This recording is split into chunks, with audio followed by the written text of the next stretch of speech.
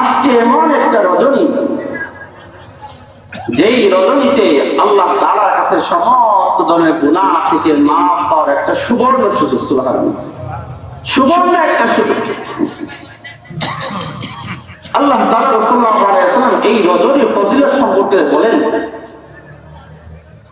ইন্নাল্লাহা লা ইয়াত্তালি'ু ইলা খালকিহি ফি লাইলাতিন নিসফি মিন শাবান। আল্লাহ তাআলা যখন শাবান মাসের অর্ধরাত্রি চলে আসে, আমাদের ভাষায় যদি আমরা বলি যখন শবে বরাত চলে আসে, ইয়াত্তালি'ু ইলা খালকিহি, আল্লাহ তাআলা সমস্ত মাখলুকাতের দিকে বেশি বেশি দৃষ্টিপাত করেন। আল্লাহ রাসূল বলেন, ফায়াগফিরু লিজামি'i খালকিহি ইল্লা লিমুশাহিন আও মুশরিক। এই রাতে দুইটা শ্রেণীর লোক ব্যতীত আল্লাহ তাআলা সমস্ত মাখলুকাতকে মাফ করে দেন। আল্লাহ তাআলা বলেন, যে ব্যক্তির এই রাতের মধ্যে আমার কাছে মাফ চাই। আরেকটা হাদিসের মধ্যে আল্লাহ তাআলা রাসূল সাল্লাল্লাহু আলাইহি ওয়াসাল্লাম বর্ণনা করেন, আল্লাহ তাআলা ডাকতে থাকেন, আলা মিন মুস্তাগফিরিন ফাগফির লাহু। তোমাদের মধ্যে এমন কেউ আছে যে মাফ চাবে, আমি তাকে মাফ করে দিব। আলা মিন মুস্তাগফিরিন ফাগফিরহু।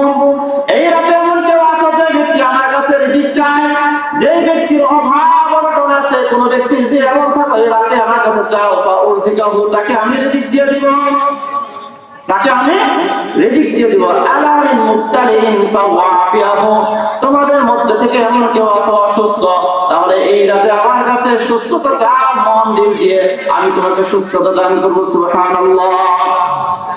এমন একটা রাত্রি, এই রাত্রির মধ্যে আল্লাহ তাআলা রাসূল বলেন, সমস্ত মানুষকে মাফ করলেও আল্লাহ তাআলা দুইটা শ্রেণীর লোককে মাফ করেন না। কয়টা শ্রেণীর লোককে? দুইটা শ্রেণীর লোককে। এক নম্বর আল্লাহ রাসূল বলেন, ইল্লা লিমুশরিকিন আও মুশাহিন। যেই ব্যক্তি আল্লাহ তাআলার সাথে শরীক করে, যেই ব্যক্তি আল্লাহ তাআলার সাথে অংশীদার করে, যেই ব্যক্তি শিরকের মধ্যে লিপ্ত আছে, এই রাতেও আল্লাহ তাআলা ওই ব্যক্তিকে মাফ করেন না। নাউযুবিল্লাহ। দ্বিতীয় নম্বর হচ্ছে আউলি মুশাহিন। যেই ব্যক্তির ভিতরে হিংসা বিদ্বেষ আছে, ওই ব্যক্তিকে আল্লাহ তাআলা এই রাতে মাফ করেন না। যেই ব্যক্তির ভিতরে অহংকার আছে, এই রাতেও আল্লাহ তাআলা ওই ব্যক্তিকে মাফ করেন না। এত মহামান্য, এত গুণবতী একটা রাত, সেই রাতের মধ্যে আল্লাহ তাআলা দুইটা পাপিষ্ঠ ব্যক্তিকে মাফ করেন না। একটা হচ্ছে মুশরিক, আর একটা হচ্ছে মুশাহিন। আল্লাহ তাআলা রাসূল সাল্লাল্লাহু আলাইহি ওয়াসাল্লাম আরেকটা হাদিসের মধ্যে বর্ণনা করেন, হিংসা বিদ্বেষ যাদের ভিতরে আছে তাদের বর্ণনা করতে গিয়ে আল্লাহ তাআলা সাল্লাল্লাহু আলাইহি ওয়াসাল্লাম বলেন যে আল্লাহ তাআলার কাছে প্রতি সপ্তাহে দুইটা দিন আমল পেশ করা হয়। বান্দার আমল দুইটা দিন পেশ করা হয়। আল্লাহ রাসূল বলেন, ইউরফাউল আমালু ইলাল্লাহি আযজা ওয়া জাল্লা ফি কুল্লি জুমআতিন মাররাতাইন।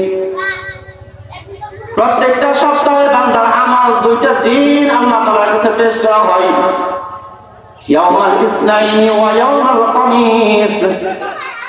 একটা হচ্ছে সোমবার দিন, আর একটা হচ্ছে বৃহস্পতিবার।